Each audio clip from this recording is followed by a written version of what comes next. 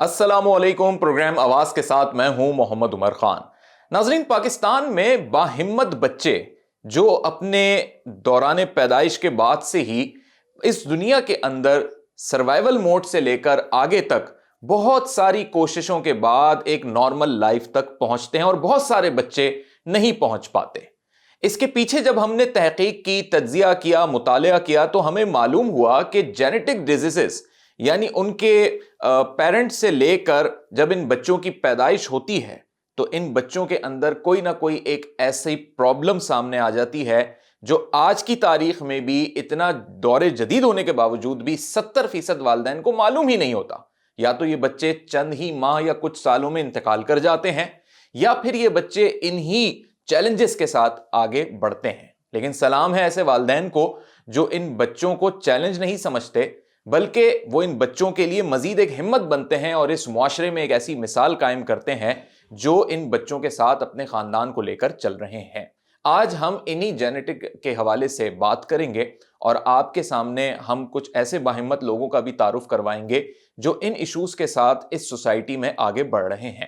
ہم موجود ہیں ایک ایسی شخصیت کے گھر جو خود ایک سماجی رہنما کے طور پہ تو سوسائٹی میں کام کرتے ہی ہیں، لیکن ان کی خود کی دونوں بیٹیاں جب پیدا ہوئیں تو وہ قوت سماعت سے ایسی محروم تھی کہ اگر ان کا کوکلیئر امپلانٹ بھی نہ ہوتا تو وہ پھر سن بھی نہیں سکتی تھیں. کیا چیلنجز تھے، کیا یہ معاملات تھے، جینیٹک ڈیزیزز کہاں تک لے کر چلے جاتے ہیں ان سارے معاملات کو، ہم بات کریں گے جناب بلال حیدر صاحب سے. السلام علیکم. وعلیکم السلام. کیسے مزاج ہیں جناب؟ اللہ کا شکر ہے. بہت شکریہ، آپ نے ہمیں یہ موقع دیا اور وقت دیا کہ ہم آپ کی اس اسٹوری کو پورے عوام کے سامنے، پاکستان کے سامنے، دنیا کے سامنے رکھ سکیں، اور دوسرے والدین کو بھی یہ ہمت دلا سکیں کہ کس طریقے سے جو ہے آگے موو کرنا ہے.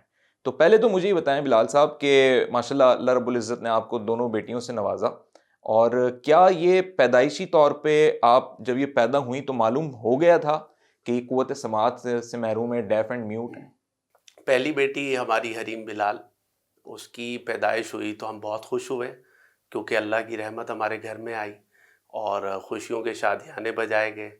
اور پہلی بیٹی اور پہلا بچہ ہو تو خوشی تو واقعی بہت ہوتی ہے. تو تقریباً کوئی 6 ماہ بعد ہمیں کچھ محسوس ہوا کہ ہماری بیٹی سن نہیں رہی. تو اس سلسلے میں نے یہاں پر ENT اسپیشلسٹ سے رابطہ کیا، کچھ ڈاکٹر سے میں نے کنسلٹ کیا، اور اس پہ میں نے پوچھا ان سے. تو انہوں نے بھی مجھے سجیسٹ کیا کہ بھی آپ اس کا ایک ٹیسٹ کروا لیں. بیرا ٹیسٹ ہوتا ہے، وہ ٹیسٹ آپ کروا لیں. اللہ تعالیٰ سے دعائیں کر کے ہم نے بیٹیاں لیں، اور اس پہ ہمیں بڑی خوشی تھی. اور اچانک ہمیں ڈاکٹر نے جب یہ ڈائگنوز کیا تو بھئی ان کا تو یہ پرابلم ہے. تو ہم نے اسی ٹائم ڈیسائیڈ کیا کہ بھئی اس کا کوئی علاج ہے. تو انہوں نے کہا اس کا علاج ہے، اور پہلے انہوں نے کہا اس کو آپ ان کو ہیئرنگ ایڈ لگائیں، جو عموماً بچے جن کی ہیئرنگ لاس تھوڑی 50% ہوتی ہے یا 60% ہوتی ہے تو ان کو ہیئرنگ لاس ہوتا ہے. صحیح. اچھا، ان ڈاکٹرز کو بھی پتہ تھا جن سے میں نے پہلے ٹیسٹ کروایا، اس ڈاکٹر کو بھی پتہ تھا کہ بھئی ان کا ہیئرنگ لاس ہے. اس کے باوجود انہوں نے اسے ہیئرنگ ایڈ کا تو وہ کام کیسے کیا ہوگا جب وہ کام ہی نہیں کیا. اوہو. وہ 1 مہینے تک ہم یہی سمجھتے رہے کہ اب سننے لگ گئی ہے. صحیح. تو چونکہ اویئرنیس نہیں ہے سوسائٹی میں، بالکل. تو ہم بھی شروع میں پہلے بچے کے موقع پہ جو جس نے بولا ہم اس طرف چل پڑے. تجرباتی مرحلے میں اس میں وہ ہیئرنگ ایڈ سے انہیں سنائی نہیں دیا. پھر ایک دن بیٹھے ہوئے تھے گھر پہ تو ایک ٹی وی پروگرام چلا. صحیح. اور اس میں جاوید چودھری صاحب اس میں وہ اینکر تھے. جی. تو انہوں نے پورا پروگرام، آج سے 12 سال قبل کی بات ہے، تو کوکلیئر امپلانٹ بچوں کے اوپر کیا کہ بھئی اب تو سماعت سے محروم بچے سن بھی سکتے ہیں. تو ان کا علاج بھی ہو رہا ہے، اور وہ لاہور میں ہو رہا ہے. پورے پاکستان میں واحد ایک ایسی جگہ تھی جہاں پر ان کا علاج ہو رہا ہے. اور ڈاکٹر اس ٹائم UK سے آتے تھے سرجری کرنے کے لیے. سرجری ہوتی تھی کوکلیئر امپلانٹ بچوں کی، اور اس میں بہت بڑی ایفرٹ ڈاکٹر ندیم مختار نے بھی کی.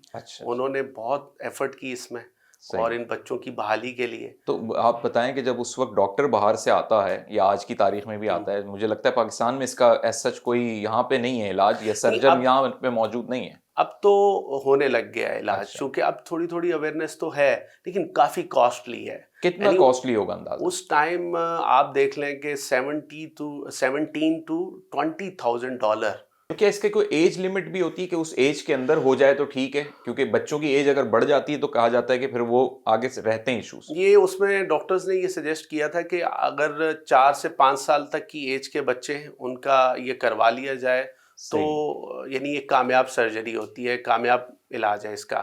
یعنی زیادہ اچھی ایج یہ ہے کہ آپ 1.5 سال 2 سال کی ایج کے بچے کو اگر ڈائیگنوز ہو جائے تو اس کو فوری کروا لینا چاہیے. اچھا بلال صاحب, آپ کی پھر دوسری بچی کی بھی پیدائش ہوئی, جی, تو مجھے بتائیں کہ ان میں بھی یہی چیز رہی یا نارمل تھے معاملہ؟ بس ہم نے کچھ جینیٹکس ڈاکٹر سے بھی کنسلٹ کیا تو انہوں نے کہا کہ یہ اللہ کی طرف سے ایسا ہوتا ہے اور بہت کم ہوتا ہے. اچھا, تو دوسرے بچے میں شاید ایسا نہیں ہو, تو آپ یعنی دوسرا بچہ یعنی پلان کر سکتے ہیں. تو ہم نے پلان کیا اور جب ہمیں اللہ تعالیٰ نے دوسری رحمت دی, بڑی خوشیاں تھیں ہمیں. لیکن ہمیں اس ٹائم اندازہ تھا کہ ہم نے کرنا کیا ہے, کیونکہ ڈرے ہوئے تو تھے ہم. صحیح. تو آفٹر 2 to 3 month یعنی ہم نے ان کو ڈائیگنوز کر لیا کہ ان کا بھی ہیئرنگ لاس کا ایشو ہے.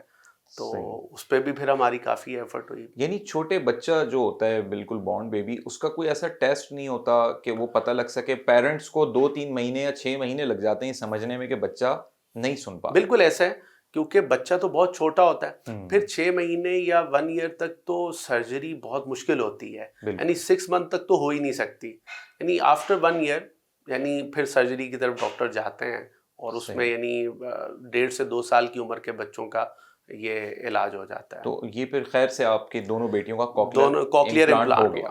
کوکلیئر امپلانٹ بچوں کے بارے میں اویئرنیس بہت کم ہے ہماری سوسائٹی میں, اور لوگوں کے اندر بھی یہ شعور نہیں ہے کہ کوکلیئر امپلانٹ بچے سن سکتے ہیں, یعنی یہ معذوری سے بچ گئے ہیں, اور یہ ڈیف اینڈ میوٹ نہیں رہے. یہ سب ڈیوائسز لگنے کے بعد بھی وہ نارمل بچوں کے ساتھ روٹین میں آ جاتا ہے, یا بینگ اے پیرنٹ آپ نے بہت زیادہ شروع میں محنت کی ہے کہ ان کی تھیراپی یا ان کی اسپیچ تھیراپی ریہیبلیٹیشن بہت امپورٹنٹ مرحلہ ہے. اس کے اندر صرف کوکلیئر امپلانٹ کافی نہیں ہوتا, اس میں اگر ویل ایجوکیٹڈ پیرنٹس ہیں اور وہ کیئر کرنے والے ہیں, بعض اوقات ہوتا ہے کہ کوکلیئر امپلانٹ کروا لیا جاتا ہے اور یہ چھوڑ دیا جاتا ہے کہ اب فوری بچے سننے لگ جائیں گے. تو ایسا نہیں ہوتا, آپ کو اس میں تقریباً کوئی 4 5 6 سال آپ کو ایفرٹ کرنی ہوتی ہے. اور اس میں آپ کو سٹارٹ میں 2 سال تو ایسے ہیں کہ آپ نے ویکلی جانا ہوتا ہے اسپیچ تھیراپی کے لیے. ناظرین, یہ بچے بڑے باہمت بچے ہیں, بے شک ان کے ابتدائی ایام چیلنجز سے گزرے ہیں, لیکن اب یہ سوسائٹی کے ساتھ چل رہے ہیں, شانہ بشانہ چل رہے ہیں, اسکولوں میں پڑھ بھی رہے ہیں. ہم ان بچوں سے بھی بات کرتے ہیں. جی السلام علیکم, کیسی ہیں آپ مریم بلال؟ وعلیکم السلام, میں ٹھیک ہوں, سب بھی ٹھیک ہے. ماشاءاللہ. روزے چل رہے ہیں آپ کے؟ رمضان میں روزے رکھ رہی ہیں؟ جی. ماشاءاللہ. اچھا یہ بتائیں, کھانے میں کیا پسند ہے آپ کو؟ بریانی پسند ہے اور قورمہ پسند ہے اور شیر قورمہ بھی پسند ہے. ماشاءاللہ. بڑے ہو کے کیا بنیں گی مریم آپ؟ میں ڈاکٹر بنوں گی, ڈینٹسٹ بن جاؤں گی. اچھا ماشاءاللہ ماشاءاللہ. تو یہ کسی نے بتایا آپ کو کہ بھائی ڈاکٹر بننا ہے, یا آپ کا اپنا دل چاہتا تھا بچپن سے جب آپ کو پتہ لگا بھائی ڈاکٹرز بھی ہوتے ہیں؟ میں بابا نے بتایا تھا کہ آپ لوگ نے ڈاکٹر بنو اور یا ڈینٹسٹ بنے, اور میری ماما نے بھی ایسے بھی سمجھایا تھا. اسی طرح ان کی بہن ہیں حریم بلال, ان سے بھی بات کرتے ہیں.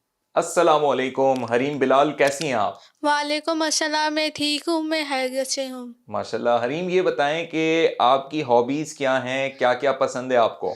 میری ہابیز ہے کہ میں بزنس بناتی ہوں اور کبھی بھی ڈرائنگ اور پینٹنگ کرتی ہوں. پینٹنگ کرتی ہیں آپ؟ جی. اچھا, تو یہ شوق آپ کو ہے بچپن سے ہے؟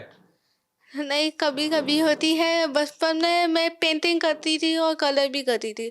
اب میں اب بھی نا ٹوڈے پھر میں بزنس بھی بناتی ہوں, چھٹیوں میں بھی بناتی ہوں کبھی کبھی. تو کھانے میں کیا کیا پسند ہے آپ یہ بتائیں؟ کھانے میں پسند ہے بریانی اور برگر اور دال چاول.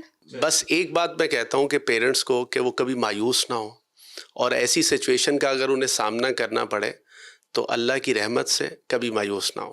اور بیٹیاں تو ویسے بھی اللہ کی رحمت ہوتی ہیں, اور یہ بچے بڑے خصوصی ہیں, جس گھر میں بھی ہوں گے وہ پیرنٹس بھی خصوصی ہوں گے, یہاں پر بھی اور اللہ کی بارگاہ میں. بہت زبردست بھائی, یہ بڑی باہمت بیٹیاں ہیں بلال حیدر صاحب کی, اور میں سمجھتا ہوں کہ عام بچوں سے زیادہ اسٹرگل کر کے آج اس مقام پہ ہیں کہ اسکلز بھی سیکھ رہی ہیں, پڑھائی بھی کر رہی ہیں, اور آگے انشاءاللہ اللہ رب العزت ان کو مزید کامیابی سے ہمکنار کرے گا. بہت شکریہ بلال اظہر صاحب, آپ نے موقع دیا کہ آپ کی اس سٹوری کو ہم پوری دنیا کے سامنے, اسپیشلی پاکستان کے ان پیرنٹس کے سامنے رکھ سکیں جو ان چیلنجز سے گزر رہے ہوں گے, تاکہ وہ مزید اپنے آپ کو باہمت رکھ سکیں اور اپنے آپ کو اس میں ایک سوچ کے ساتھ لے کر چل سکیں کہ ہم نے اس منزل پہ ضرور پہنچنا ہے جہاں پہ ہم ایک اعلیٰ مثال بن سکیں. حاضر ہوتے ہیں ایک بریک کے بعد. ویلکم بیک ناظرین.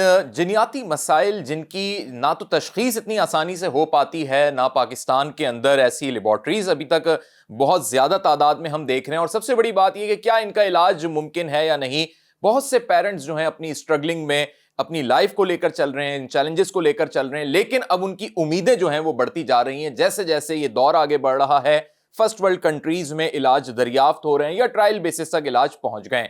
آج ہم موجود ہیں ایک ایسی شخصیت کے گھر جو پیشے سے خود بھی ڈینٹسٹ ہیں, میڈیکل فیلڈ سے ہی تعلق رکھتے ہیں, لیکن بطور والد اور پیرنٹ یہ بھی ایک ایسی ہی اسٹرگل سے گزر رہے ہیں گزشتہ تقریباً 11-12 سالوں سے, کیونکہ ان کا ایک بڑا بیٹا ابراہیم جس کا نام ہے اسے ایک قسم کا سنڈروم ہے, اور اس کی تشخیص کے بھی بڑے مشکل مراحل رہے, اور اس کے بعد کی کیا تمام تر چیزیں رہیں آج اسی پر ہم گفتگو کریں گے. ہمارے ساتھ موجود ہیں جناب ڈاکٹر ثاقب منہاس. السلام علیکم. وعلیکم. کیسے ہیں ڈاکٹر صاحب, خیریت سے؟ جی الحمدللہ, بالکل, بہت شکریہ.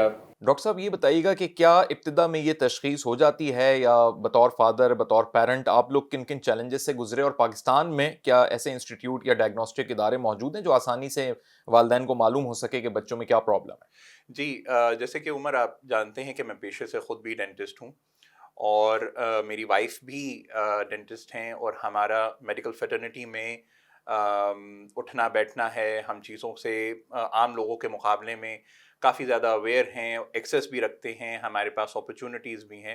لیکن اس کے باوجود بھی کہ ہم ابراہیم کو شروع سے کنسلٹ کرتے رہے, ہم بہت عرصے تک مس ڈائگنوزڈ رہے.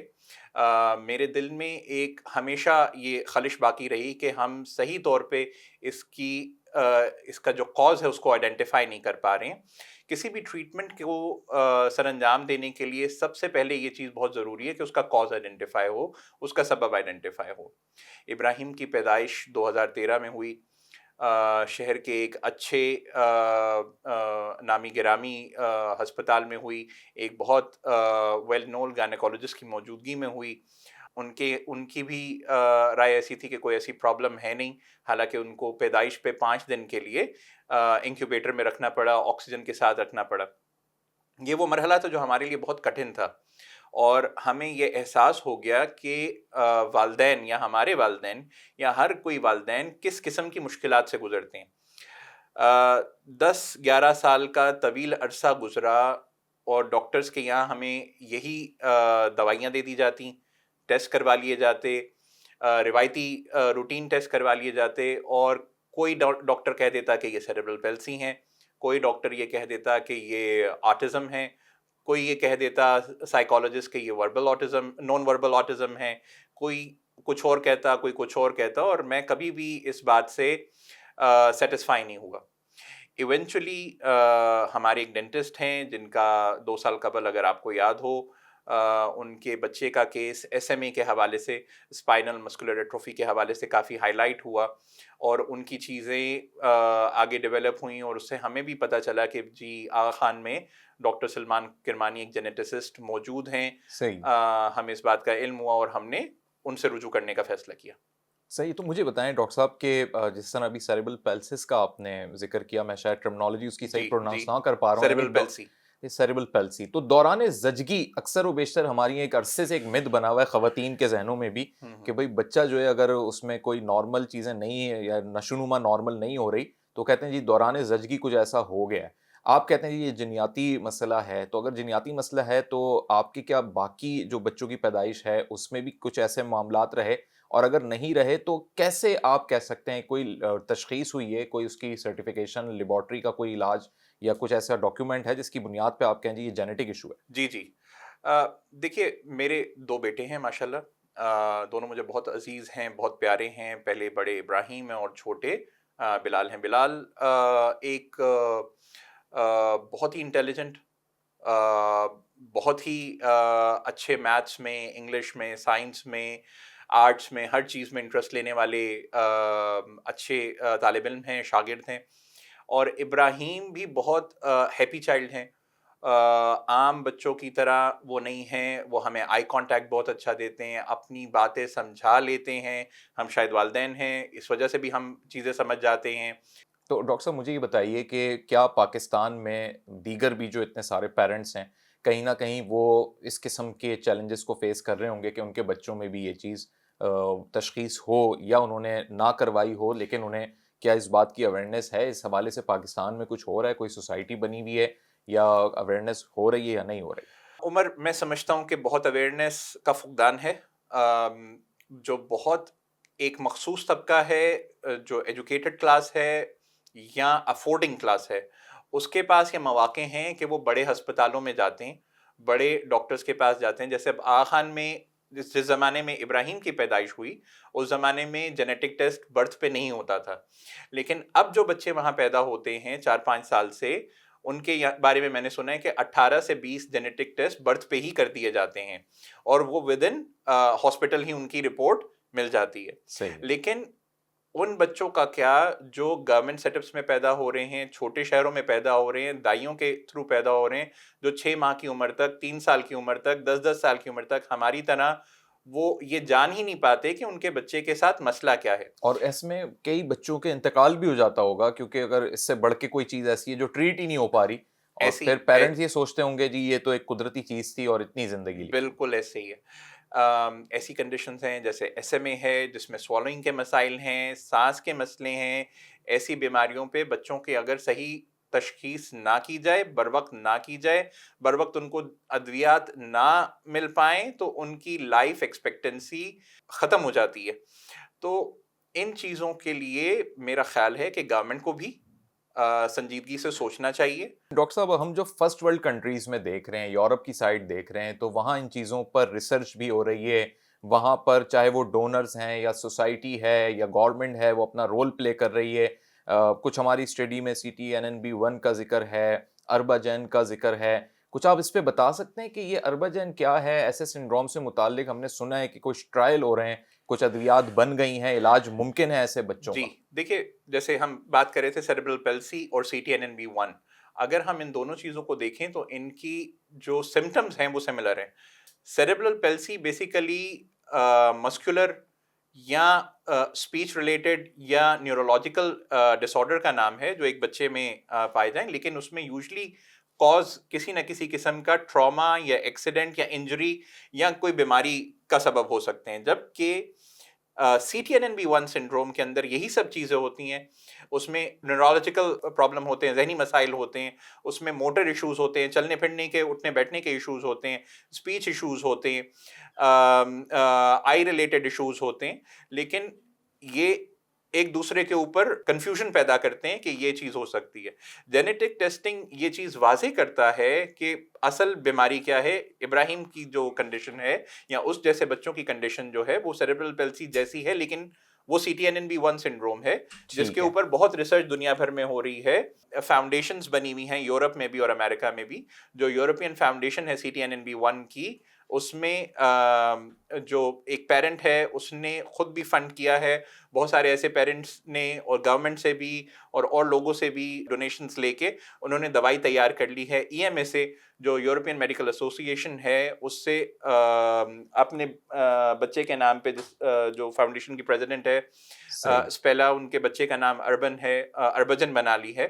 اور اربن کو لگ بھی گئی ہے دسمبر میں، اور اب 2 ماہ کے وقفے سے جو پہلے 12 ٹرائل کے بچے ہیں ان کو یہ دوائی لگ رہی ہے. تو کیا اس کے ریزلٹس آ گئے یا آنے والے ہیں؟ دیکھیے، اب یہ اسٹڈی تقریباً 12 بچوں کو 2 ماہ کے وقفے سے لگے گی. 2 سال اس میں لگ جائیں گے. اس کے بعد ابھی یہ تقریباً 6 سے 12 سال کے بچوں کو لگوا رہے ہیں. آپ بتا سکتے ہیں کہ اس بچے کی کیا ایج ہے یا ان بچوں کی کیا ایج ہے؟ تقریباً 4-5 سال کی ایج ہے، اور جو بچے ہیں وہ 4 سے 6 سال کی ایج کے درمیان ہے. جو ابھی 4 بچے جن کا مجھے یہ اللہ کرے یہ سکسیسفل ہو جاتا ہے یہ ایکسپیریمنٹ، تو کیا اس میں ایج لمیٹیشن آئے گی، یا جو بچے 10 سال کراس کر گئے اپنی ایج میں یا 14-15 سال تک پہنچیں گے ان کو بھی یہ مفید رہے گی؟ یہ دیکھیے، ان لوگوں کا جو ٹرائل ہے اس میں ابھی 6 سے 12 سال ہے, پھر یہ 12 سے 18 سال اور 2 سے 6 سال کے بچوں کو بھی انکلوڈ کریں گے. لیکن کسی بھی دوائیاں ایسے کسی علاج کا اثر جتنی ارلی ایج ہو اس میں زیادہ ہوتا ہے, جتنا برین کو ٹراما کم از کم ہوا ہو ایسی صورت میں اس کا اثر زیادہ سے زیادہ ہو سکتا ہے. بیسیکلی CTNNB1 سنڈروم کے اندر برین کے جو سیلز آپس میں کمیونیکیٹ کرتے ہیں وہ ایک پروٹین کے تھرو کرتے ہیں, بیٹا کیٹنن پروٹین. اس جین کا پرابلم ہی یہ ہے کہ وہ بیٹا کیٹنن پروٹین کی فارمیشن کو یا تو پورے مقدار میں نہیں ہونے دیتا یا بالکل بھی نہیں ہونے دیتا. اس کی دوائی جانے سے یہ مقدار ہو جائے گی, لیکن یہ ایک کریکشن ہے, یہ ایسے نہیں ہے کہ پورے نئے سرے سے سب کچھ ٹھیک ہو جائے گا. ڈاکٹر صاحب لاسٹ کوسچن بہت امپورٹنٹ, کہ جب یہ میرجز ہو رہی ہوتی ہیں کیا ایسا ٹیسٹ پہلے ہو سکتا ہے, کیونکہ آپ بتا رہے ہیں کزن میرج بھی نہیں ہے اس کے باوجود اس قسم کی چیزیں ہو جاتی ہیں آنے والی نسل میں؟ جہاں فیملی میرجز ہیں وہاں رسک ہیں اور اس کی جینیٹک ٹیسٹنگ ہو جانی چاہیے, لیکن اگر جینیٹک ٹیسٹنگ میں نہیں بھی آتا تو I think and I understand کہ شاید کوئی نہ کوئی ایسی پرسنٹیج ایسی ہوتی ہے ہر ٹیسٹ کی جس میں ایرر آ سکتا ہے, تو یہ کوئی ثابت بات نہیں ہے. بہت شکریہ ڈاکٹر ثاقب منہاس, آپ نے اپنا وقت دیا, اور آج آپ سے گفتگو میں یقینی طور پہ ہمارے ناظرین کو بھی اس بات کا پہلی دفعہ اندازہ ہوا ہوگا کہ اس قسم کی چیزوں پہ فرسٹ ورلڈ کنٹریز اپنی ریسرچ کو اس لیول تک لے گئی ہیں کہ اب ان کی ادویات پر ٹرائل ہو رہا ہے.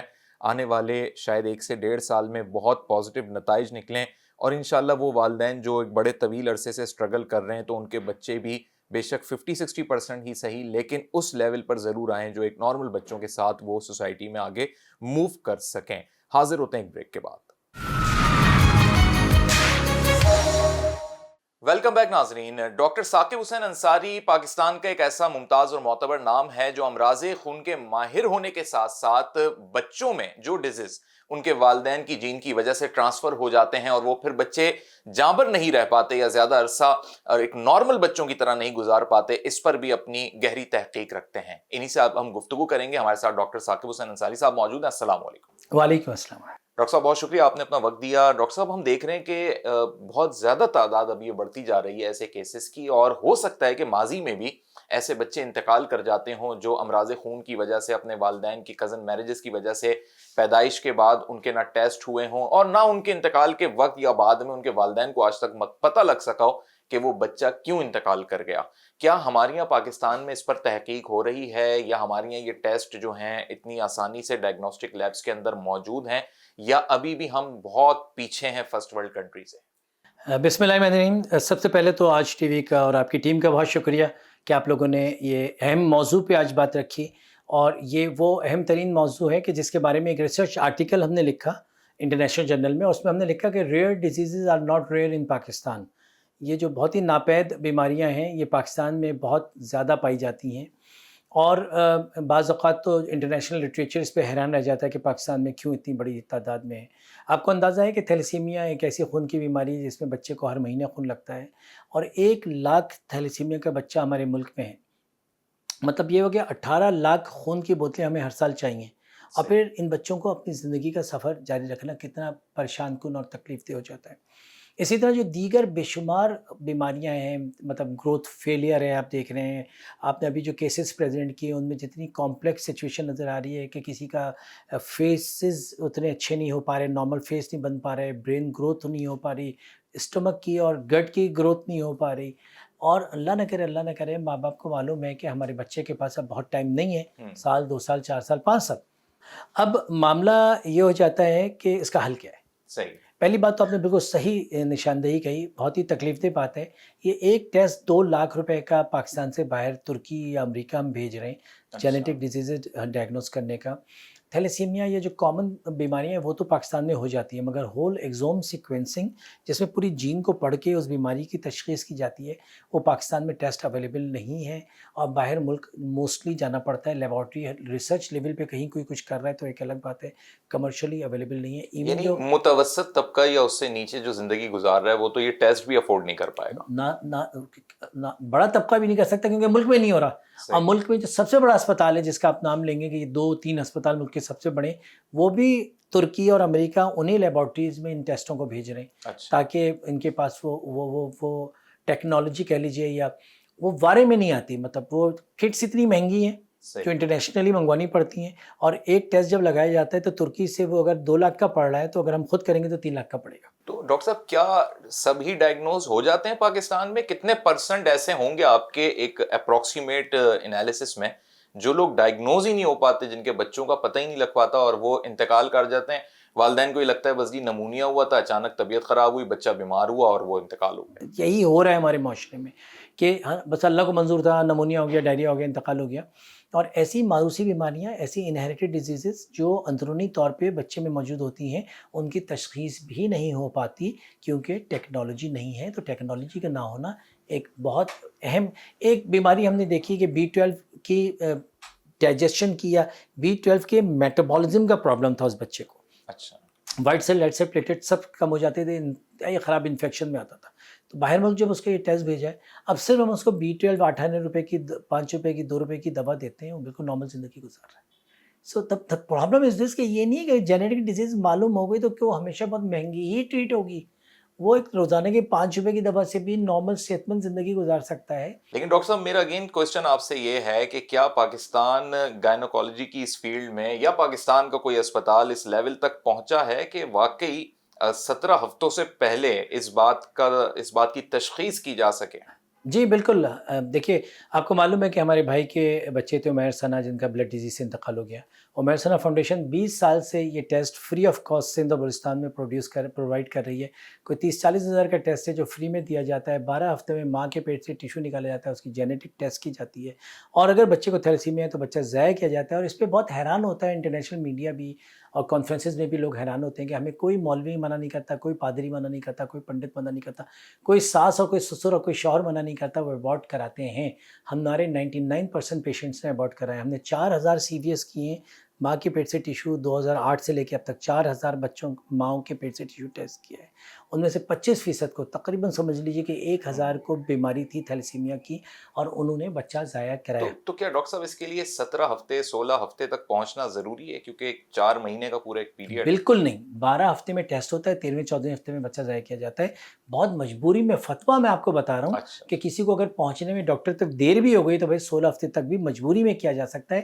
خواہش تو ہماری یہ ہوتی ہے کہ 11 ہفتے میں 2.5 مہینے کا جب بچہ ماں کے پیٹ میں ہو اس کا ٹیسٹ کر دیں، اور پھر اس کو 2-3 ہفتے میں اگر ضائع کرنا کر دیں. ڈاکٹر صاحب یہ ضرور بتائیں کہ اب جب اولاد ہو گئی، اب وہ نئی کسی کی اویئرنیس تھی، نہیں معلوم ہو سکا، کیا علاج ممکن ہے دنیا بھر میں ایسے بچوں کا؟ کیونکہ ہم نے ابھی اسی پروگرام میں ایسی بچیاں بھی دکھائی ہیں جن کا کوکلر امپلانٹ کا بھی باقاعدہ ایک آپریشن ہوا ہے تو وہ اس قابل ہوئی کہ وہ مشین کے ذریعے سن سکتی. دیکھیے ہمیں بھی مطلب ڈیولپ ورلڈ کے ساتھ بڑا ہونا ہوگا. جو بڑی تحقیق یافتہ دنیا میں جس طرح سے اچھی تہذیب یافتہ قوموں میں جس طرح سے بچوں کو کچھ کمپرومائز بھی ہیں، کوئی کم سنتا ہے یا کم بولتا ہے یا کم چلتا ہے، اس کو بھی اسی محبت سے لے کے اب عام زندگی میں لے آتے ہیں. ہمیں ان بچوں کو لے کر آنا ہوگا.